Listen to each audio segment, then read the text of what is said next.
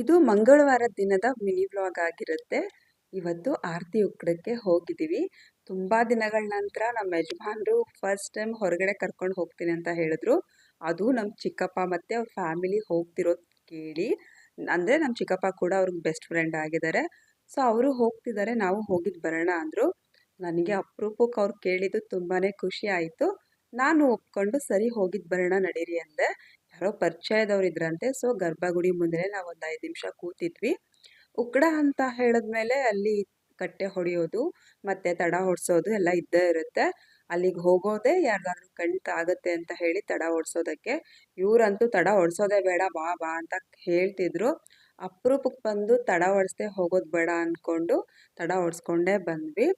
ಹೀಗೆ ಹೋಗಿ ಹಾಕಿ ಕರ್ಕೊಂಡು ಬಂದ್ರು.